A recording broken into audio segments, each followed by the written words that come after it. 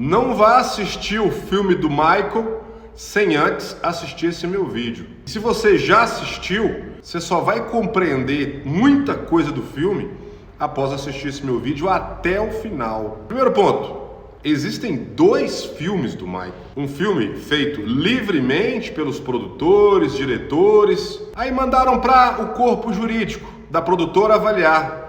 Juridicamente o filme está tranquilo? Tira isso, corta, inclui, tira, omite. Tiveram que fazer mais de 20 dias de gravações extras. O filme foi todo remodelado, ou seja, quem fez, na verdade, o roteiro do filme foram os advogados. Não é porque eu sou advogado que eu estou engrandecendo o papel do advogado, não. No próprio filme, não é spoiler, fica tranquilo, mas no próprio filme, o motorista do Michael diz a ele: bom, sugiro que você saia de casa, mas contrate um advogado. Consulte um advogado para ver como você vai fazer isso. E durante o filme também, o Michael faz alguns pedidos para o seu braço direito ali, pedidos que precisavam ser analisados juridicamente.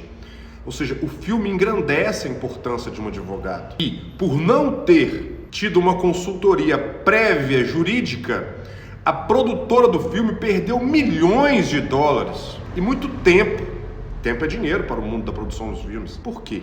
O correto seria, antes de iniciar as gravações, vamos chamar os advogados, botar todo mundo na mesa, diretor, isso pode, isso não pode, adapta o roteiro, adapta o texto e depois iniciar a produção. Olha o tanto que eles iriam economizar e o tanto que você pode economizar também tendo um advogado previamente antes do problema.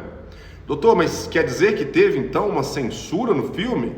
Não é isso. A produtora poderia ter colocado o que quisesse no filme, o que quisesse, mas as consequências viriam. Ações de indenização, compensação por danos morais, multa por infringência de cláusula de sigilo de algumas informações. Eu vou te contar alguns detalhes aqui. Mas o Michael não morreu faz tempo? Como assim? Ainda há direitos? Sim. Se fosse no Brasil, vou falar conforme a lei brasileira, o espólio, ou seja, os herdeiros, espólios são os bens deixados pelo falecido, né? Mas os herdeiros é que têm direito aos frutos do espólio. Aqui no Brasil, 70 anos.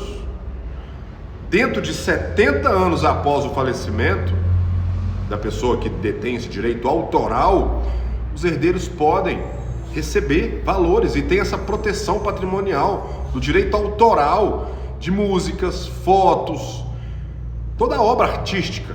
70 anos. Eu não sei qual que é o prazo nos Estados Unidos, se você souber, deixa aqui nos comentários. Mas aqui no Brasil, 70 anos. Ou seja, por 70 anos, o espólio administra a arte que o artista deixou. Ou seja, qualquer música sem autorização, fotos, detalhes da imagem de Michael, se não tivesse uma autorização para estar no filme, poderia colocar? Poderia, mas geraria um prejuízo milionário posterior. Multa e pedido de compensação por danos morais.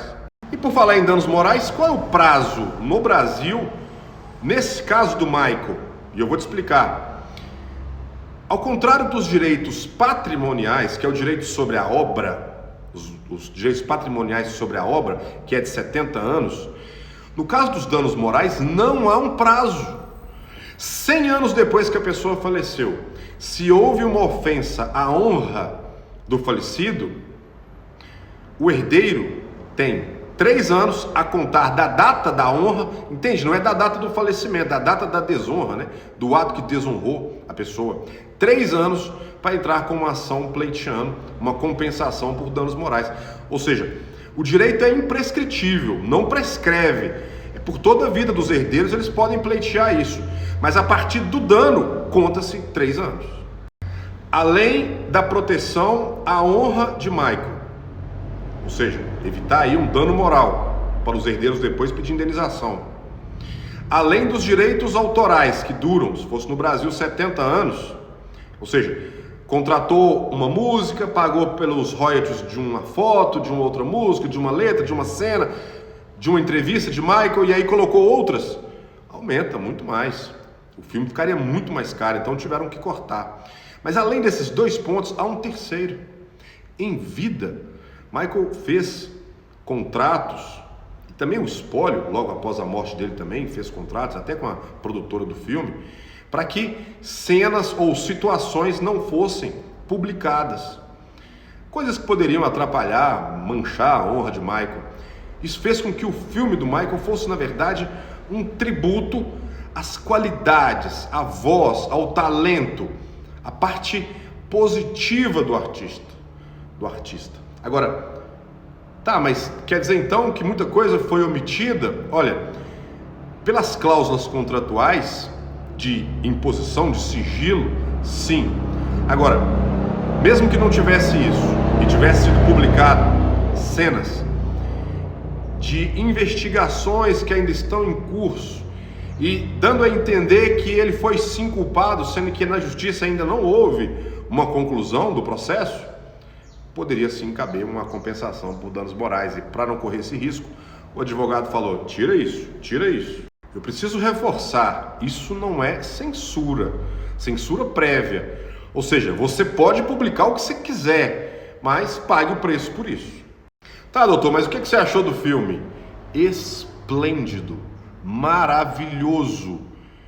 É um show no cinema. Escolha a sala maior, o melhor som da sua cidade, a sala que tem o melhor som. Fica lá no meio da tela, lá no alto, né? Eu prefiro assim. E assista o filme. Chegue antes para você ver do inicinho ao final e assista um show, um espetáculo. Claro, sabe o filme do Queen? O mesmo diretor, a mesma produtora também esteve nesse filme do Michael. Qualidade esplêndida também da biografia do Queen. Agora, Freddie Mercury, né? Da banda Queen. Além de tudo, é um filme que te faz sentir vontade de chorar o tempo todo, vontade de dançar o tempo todo. Eu particularmente não tive, porque eu não gosto de dançar, mas quem foi comigo disse que o tempo todo ficou com vontade de levantar da cadeira e dançar. Acredito que vai ter cinemas aí, salas lotadas, que o público vai reagir dessa forma, vai ter gente levantando e aplaudindo. É tão bom o filme que, sinceramente, eu considero você levar alguém ou pagar o ingresso para alguém um presente. Vá assistir o filme de Michael. E já estou esperando o segundo.